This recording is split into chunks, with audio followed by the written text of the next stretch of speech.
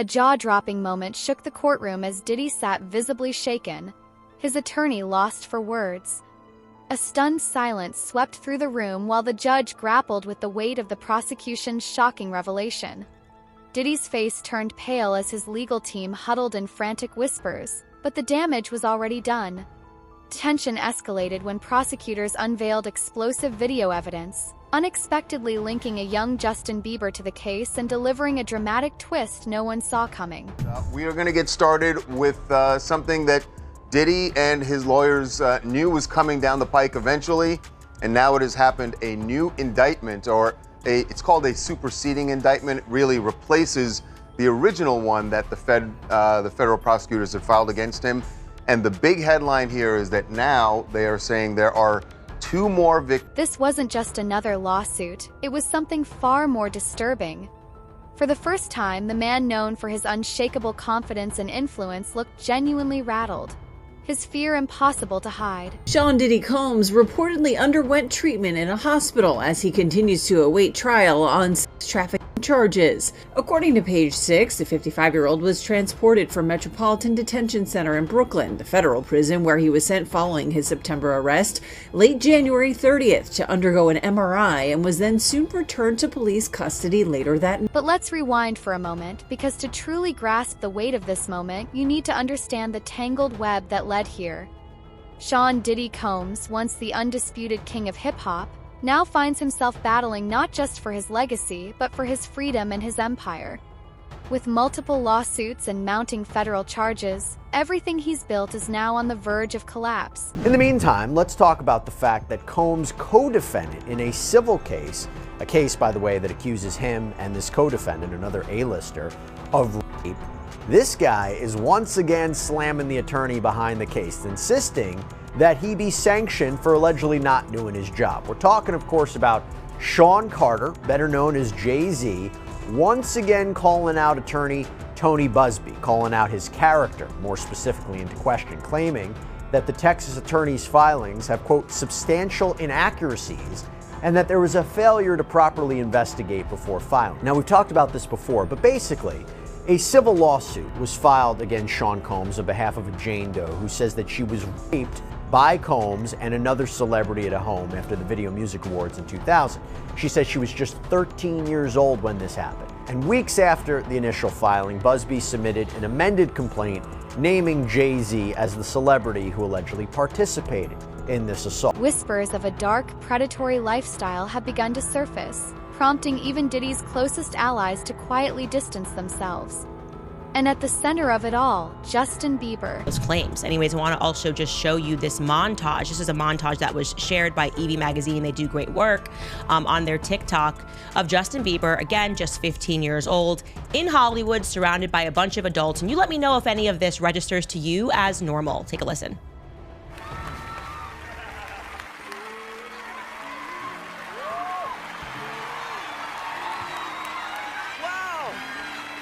I feel violated right now. Wow. Lean into me again. You smell amazing. How old are you? Thank you. How old are you? I'm 16. I'll be 17 in like 2 weeks. I don't ever remember smelling that good at 16. Like that was bad.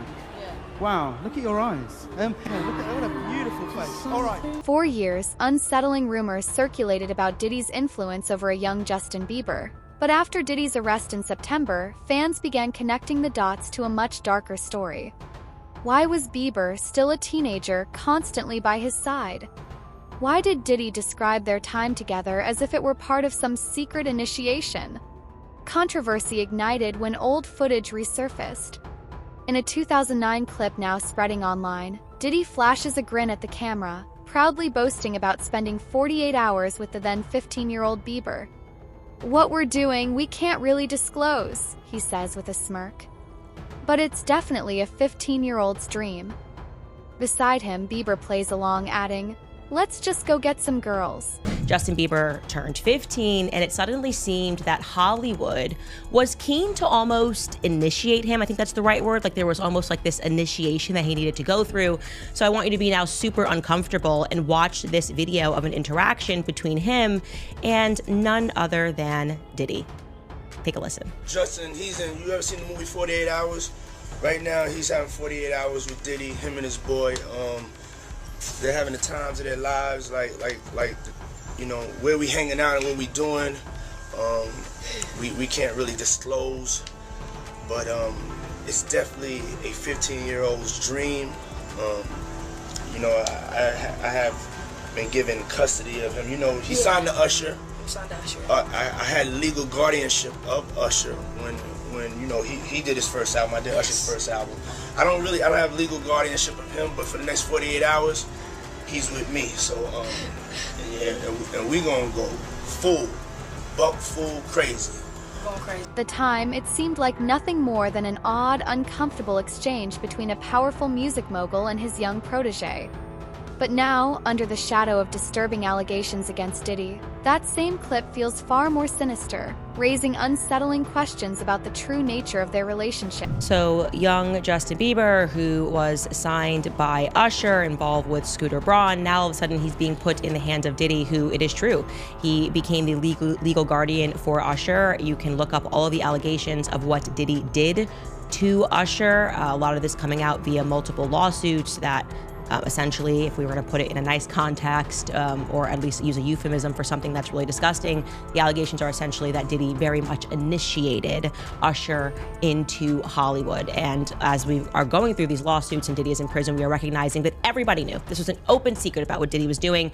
So it just begs the question, who allowed Justin Bieber to be in the presence of this man, knowing what he was up to? Allegedly up to. That seems to be very clear, that there is some veracity to those claims. Then the unthinkable happened. In a packed courtroom, prosecutors revealed a video, an explosive piece of evidence so damning that Diddy's legal team leapt to their feet, frantically objecting. But it was too late. The judge swiftly overruled and the footage played. What followed sent shockwaves through the room, instantly escalating an already high-profile case to an entirely new level of intensity. Now, the defense wanted copies of these videos handed over to them. Not just the ability to view them at, like, the prosecution's office. They wanted copies of these videos for themselves. And I've talked to lawyers about this before. There's a big advantage to having the electronic video, the electronic evidence yourself, right? You don't have to always go over to the other office. You can view the materials on your own. It's a way to better prepare for your defense. And Sean Combs' lawyers argued that under the federal rules of criminal procedure, if the defendant asks for it, the government has to give a defendant the opportunity to inspect and to copy electronic data that is in the government's possession. Judge Subramanian denied the defense's motion to amend the protective order, but without prejudice, meaning this issue could be revisited. So Subramanian's order reads, quote, "While the government objects to handing the videos over, they provide several options for a defendant to consider that would permit the defense to view the videos, access the information they're looking for, and even allow them to manipulate the videos as they see fit." For years, Justin Bieber has carefully sidestepped questions about his early career, the powerful mentors who guided him, and the industry figures who shaped his rise. But ever since Diddy's legal troubles exploded into public view, Bieber's actions have begun to speak volumes. Subtle, deliberate signs that he's quietly distancing himself from the past and cutting ties with the connections that once defined him. Justin Bieber's got more on his mind than Diddy's arrest. A source telling ET the new dad's energy is going towards wife Haley and son Jack.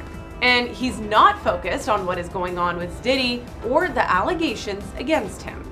Combs allegedly planned and controlled the sex performances, which he called freak-offs.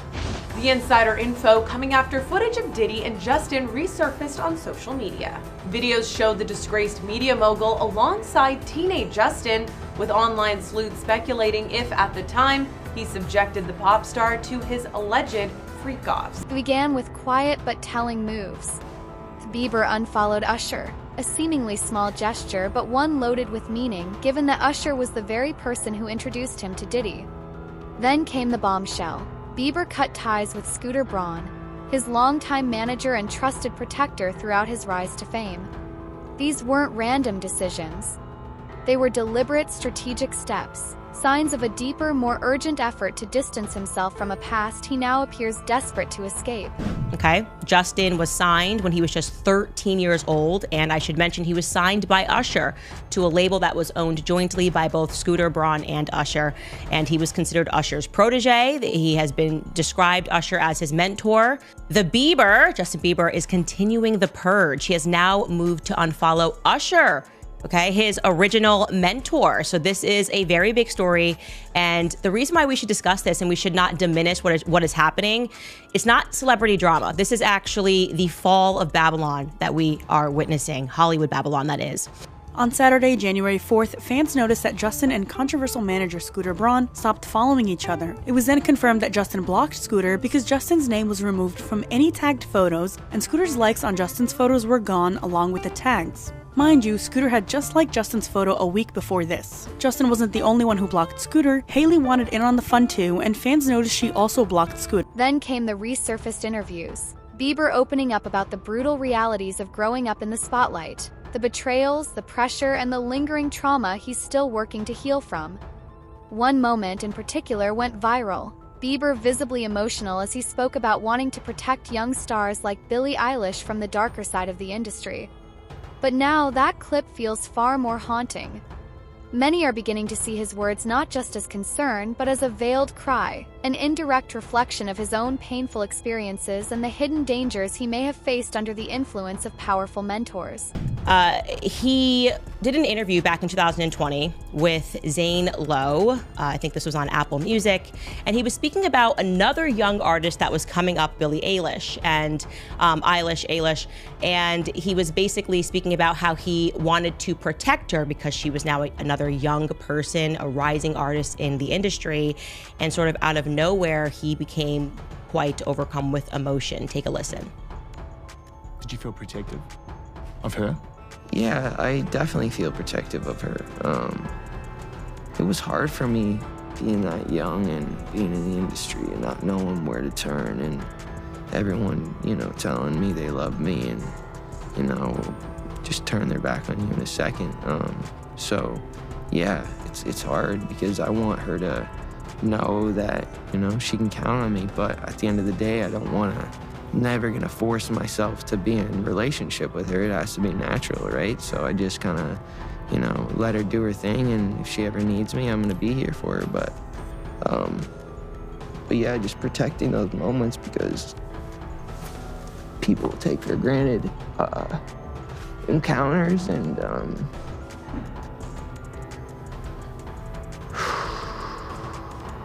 not even kidding. Watching that clip makes me emotional because he is saying so much without really saying anything. Protect Billie Eilish from what? From who? What is he so concerned about when he sees this young person in the industry? What exactly did he go through? Well, fans weren't the only ones connecting the dots. The prosecution began to piece together the puzzle as well.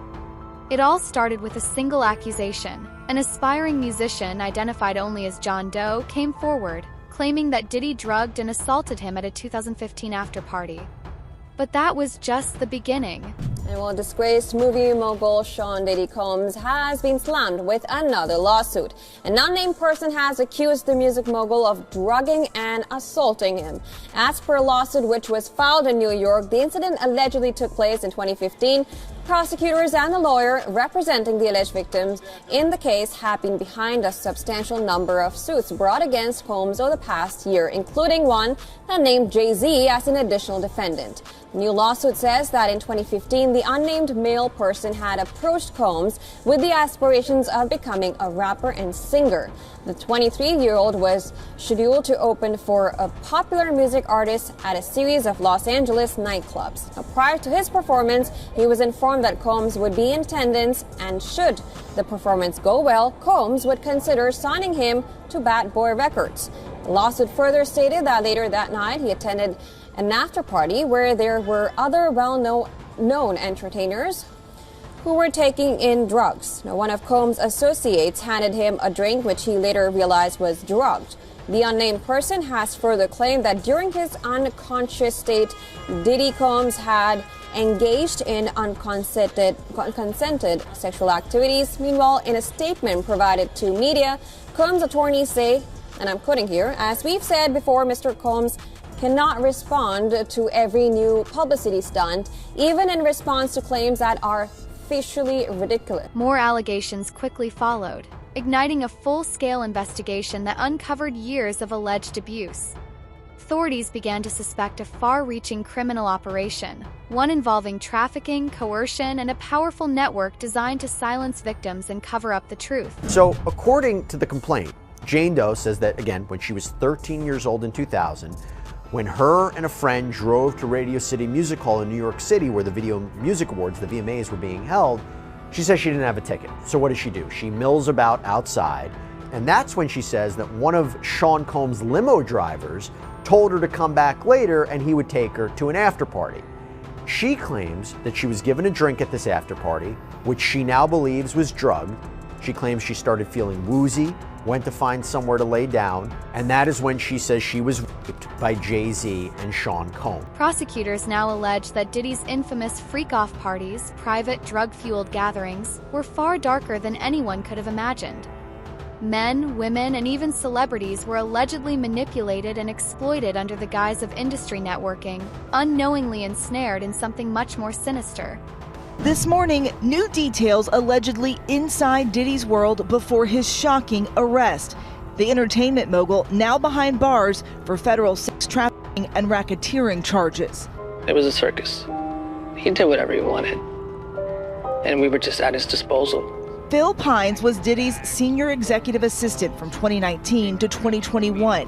He says his then boss asked him to purchase supplies for parties dubbed Wild King Nights. We usually had a laundry list of items that included lights, alcohol, marijuana, ketamine, Molly. Those requests started to become more frequent.